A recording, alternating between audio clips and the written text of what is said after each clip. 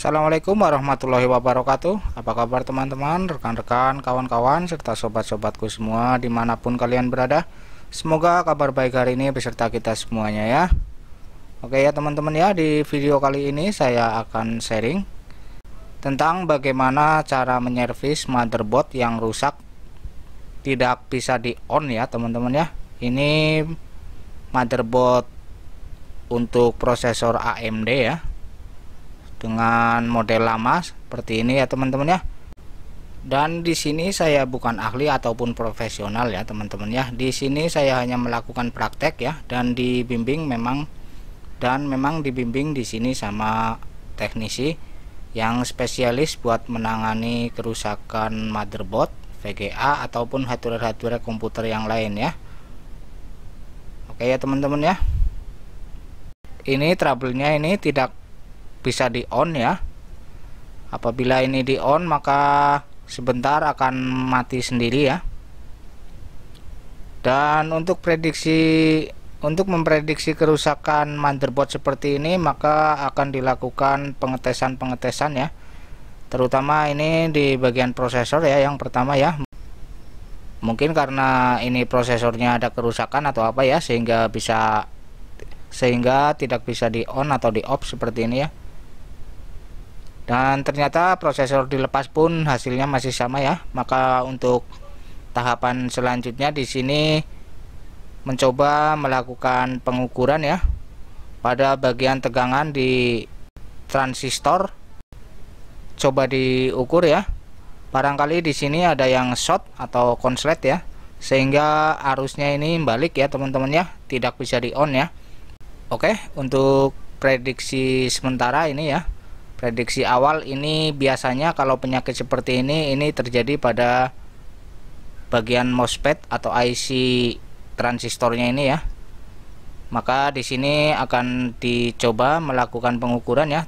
Tapi apabila mengukur MOSFET ini posisinya masih nempel pada motherboard atau PCB ini, maka ini hasilnya tidak maksimal ya.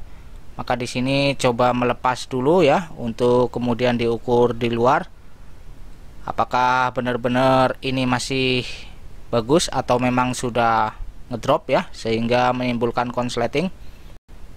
Oke ya, dan karena ini motherboard juga udah banyak korosi dan banyak karat, maka di sini sekalian juga dibersihkan ya. Dan untuk membersihkan motherboard seperti ini di sini menggunakan cairan thinner ya, sehingga bisa mengurangi karat yang biasanya nempel pada kaki-kaki IC tersebut ya. Dan setelah diukur MOSFET-nya di sini ini masih bagus ya, maka di sini akan melakukan pemasangan kembali ya MOSFET ini ya, untuk mendeteksi kerusakan yang lainnya ya. Karena sepertinya ini bukan dari MOSFET ya. Walaupun secara teori atau prediksi untuk kerusakan mainboard seperti itu biasanya disebabkan karena IC pada MOSFET-nya ini error ya biasanya ya. Tapi kali ini ternyata bukan ya. Jadi untuk penyervisan motherboard sebenarnya kalau hanya untuk prediksi itu biasanya tidak tepat ya teman-teman ya. Makanya di sini dilakukan pengujian satu persatu per IC yang kita anggap error biasanya. Dan di sini untuk melakukan penggantian integrated circuit atau IC ya, biasanya mengikuti ukuran yang sudah ada ya.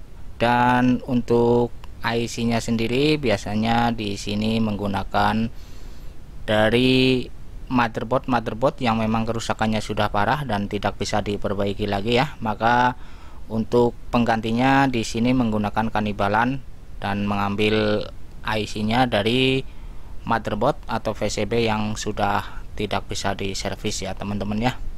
Oke ya teman-teman ya, dan jika teman-teman suka dengan video yang saya bagikan kali ini, jangan lupa ya bantu like, komen, subscribe, dan juga share ke teman-teman yang lain ya.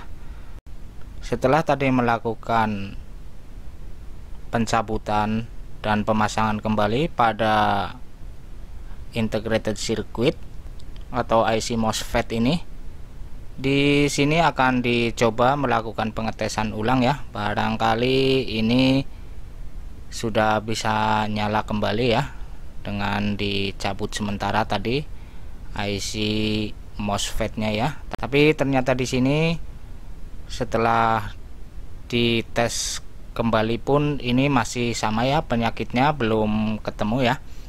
Dan di sini sudah dilakukan pengukuran satu persatu ya. Dan di sini ternyata ada transistornya yang mungkin atau prediksinya ini memang error ya. Dan IC ini ya, yang biasanya ini dipakai untuk suplai arus ke dalam beberapa komponen yang ada pada mainboard tersebut ya. Dan ternyata ini ada keeroran di sini ya, ada rusak. Maka di sini dilakukan penggantian ya pada IC MOSFET ini.